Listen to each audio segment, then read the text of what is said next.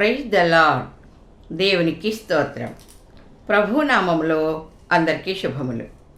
గత శుక్రవారం glimpse of glory అనే మా ఛానల్ నుండి కీర్తనల గ్రంథం 35వ అధ్యాయం 1 నుండి 9 వరకు ధ్యానించుకున్నాము. నేటి వాక్య భాగం కీర్తనల గ్రంథం 35వ అధ్యాయం 10 నుండి 18 వరకు బలిష్ఠుల చేతి నుండి దీనులను విడిపించువాడా అనే అంశమును ధ్యానిద్దాము. కీర్తన 35:10. అప్పుడు యెహోవా, నీ వంటి వాడెవడు? మించిన బలము గలవారి చేతి నుండి దీనులను దరిద్రులను విడిపించువాడవు నీవే అని నా ఎముకలన్నీ చెప్పుకొనెను. ఎంతటి బలార్జులమైన మన బలము దేవుని దృష్టిలో గడ్డిపొచ్చతోనూ మన జ్ఞానము దేవుని వెరితనంతోనూ సమానము. దేవుని బలహీనత మనుష్యుల బలము కంటే బలమైనది. బలిష్ఠులు భక్తిహీనులుగా అహంకారయుక్తంగా ఉంటారు.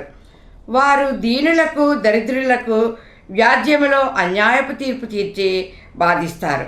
యోబు 5:15. బలాఢ్యుల నోటి ఖడ్గము నుండి వారి చేతిలో నుండి ఆయన దరిద్రులను రక్షించెను. బాధపడువారికి చేయబడిన బలాత్కారమును బట్టియు దరిద్రుల నిట్టూర్పులను బట్టియు నేనిప్పుడే లేచెదను, రక్షణ కోరుకున్న వారికి రక్షణ కలుగజేసేదను అని యెహోవా సెలవిస్తున్నాడు. ఇట్టి అనుభవాలలో దావీదు పొందుకున్న రక్షణను బట్టి హర్షిస్తూ, యెహోవా, నీ వంటి దేవుడు ఎవరునూ లేరని హృదయాంతరంగములలో నుండి సంతోషిస్తూ కొనియాడుచున్నాడు. నిర్గమ 15:11. యెహోవా, వేల్పులలో నీ వంటి వాడెవడు? పరిశుద్ధతను బట్టి నీవు మహనీయుడవు, స్తుతికీర్తనలను బట్టి పూజ్యుడవు, అద్భుతములు చేయువాడవు. నీ వంటి వాడెవడు? దుఃఖితులకు దీనులను యెహోవా నామమును ఆశ్రయించు జనశేషముగా నీ మధ్య ఉండనిత్తను. కీర్తన 35:11-12. కూట సాక్షులు లేచుచున్నారు, నేనెరుగని సంగతులను గూర్చి నన్ను అడుగుచున్నారు. మేలునకు ప్రతిగా నాకు కీడు చేయుచున్నారు, నేను దిక్కులేని వాడనైతిని. కూట సాక్షులు అబద్ధములు మోసములు కల్పించి కాని మాటలు చెప్పుచు వదరబోతులుగా అబద్ధములు ప్రచారం చేస్తారు. సామెతలు 20:19. కొండగాడై తిరుగులాడువాడు పొరుల గుట్టు బయట పెట్టును, కావున వదరబోతుల జోలికి పోకుము. కూట సాక్షులు కష్టపడి పనిచేసి న్యాయముగా సంపాదించరు. వారు కూలికి అబద్ధములు చెప్పి తేలికగా డబ్బులు సంపాదిస్తారు. ఇరుగు పొరుగులతో భర్తకు తెలియకుండా భార్యకు, భార్యకు తెలియకుండా భర్తకు వారెరుగని సంగతులను కల్పించి చెప్పి విరోధం కలుగజేస్తారు. కూట సాక్షి శిక్షణ అందకపోడని వాడు నశిస్తాడని వాక్యం సెలవిస్తుంది. సామెతలు 25:18. తన పొరుగువాని మీద కూట సాక్ష్యం పలుకువాడు సమ్మెటను ఖడ్గమును వాడిగల అంబును పోలినవాడు. సమ్మెట, ఖడ్గము, అంబు ఇవన్నీ మరణ సాధనాలు. అంటే అతడు మరణంను స్నేహిస్తాడు, నరహత్యలను ప్రోత్సహిస్తాడు.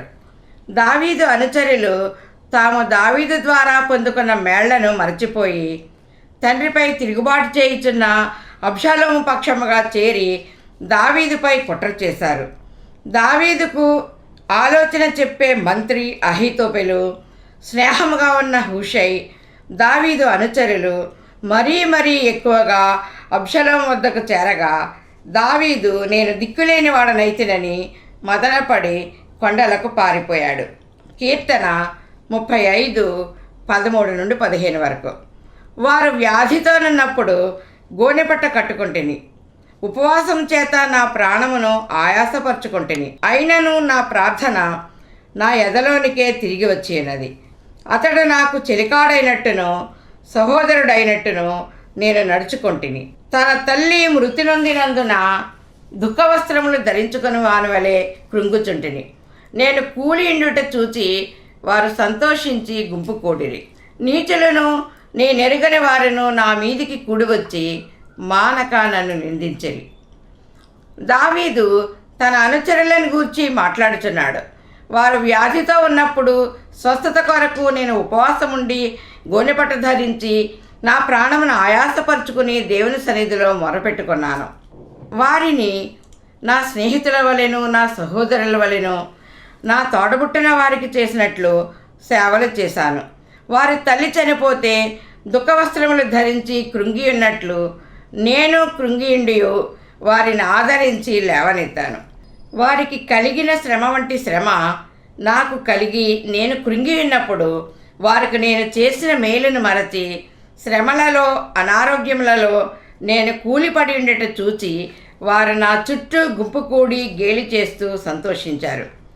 నీచులైన వారు, నేనెరుగని వారు కూడా దుష్టత్వంతో నా మీదికి కూడి వచ్చి నిందించుచున్నారు అని దావీదు వేదన చెందుచున్నాడు. కీర్తన 44, 15, 16. నన్ను నిందించి దూషించు వారి మాటలు వినగా శత్రువులను బట్టి పగ తీర్చుకుని వారిని బట్టి నేను దినమెల్లా నా అవమానమును తలపోయిచున్నాను. సిగ్గు నా ముఖమును కమ్మి ఉన్నది. కీర్తన 35, 16, 17. విందుకాలమునందు దూషణలాడు వదరబోతుల వలె వారు నా మీద పండ్లు కొరికిరి.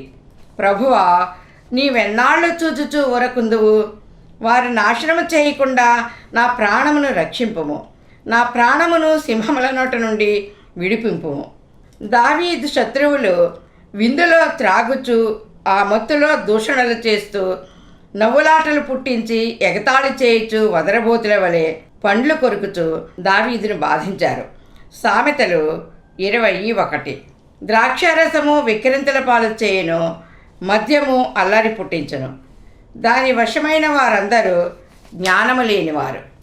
ఈ దుష్టత్వాన్నంతటినీ చూస్తూ ఎంతకాలము నీవు ఊరుకుంటావు తండ్రి? ఇట్టి దౌర్బల్యముతో ఉన్న నా శత్రువుల చేతిలో నేను నశించిపోకుండా నా ప్రాణమును రక్షించు తండ్రి. వారి క్రూరద్వేషమును వెళ్ళగొక్కు సింహముల వంటి వారు. వారి కర్కశ కోరలకు నేను బలి కాకుండా వారి నోట నుండి నా ప్రాణమును విడిపించి రక్షించు ప్రభువా అని నేను శరణజొచ్చి ఉన్నాను. దేవా, నన్ను సిగ్గునందనీయకు అని దేవుని బ్రతిమాలుచున్నాడు.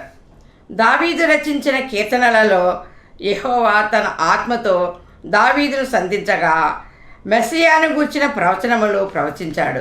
దావీదు కుమారునిగా పిలువబడుచున్న యేసుక్రీస్తు అనుభవాలు, ఆయన శిలువలో అనుభవించిన శ్రమలు దావీదు జీవితంలో కూడా ప్రత్యక్షమయ్యాయి. దావీదు రచించిన కీర్తనలలో మెస్సియాను గూర్చిన ప్రవచనములు ఇమిడి ఉన్నవి. కీర్తన 35, 18. అప్పుడు మహాసమాజములో నేను నిన్ను స్తుతించదను, బహుజనులలో నిన్ను నృతించదను. దావీదు జీవితంలో దేవుడు చేసిన ప్రతి ఉపకారమును బట్టి కీర్తించి కొనియాడుచున్నాడు. దేవా, నీ ఆశ్చర్యక్రియలను వివరిస్తూ మహాసమాజంలో వెల్లడి చేస్తానని దేవునితో నిబంధన చేసుకున్నాడు.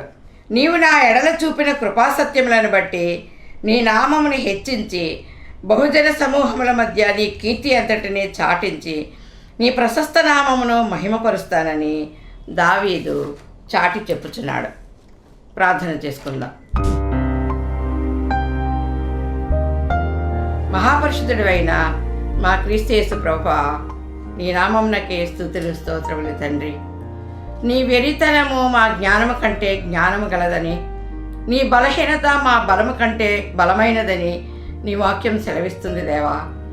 మేమేపాటి వారం ప్రభువా, దీనులు దరిద్రుల పక్షముగా వ్యాజ్యమాడే దేవుడవు నీవే తండ్రి.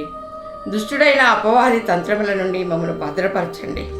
మీరు మా ఎడల జరిగించిన ఆశ్చర్యక్రియలను జనములలో వెల్లడిపరచుటకు మమ్మల్ని నీ సాక్షులుగా నిలవబెట్టమని యేసయ్య పరిశుద్ధ నామములో బ్రతిమాలు వేడుకొనుచున్నాను తండ్రి.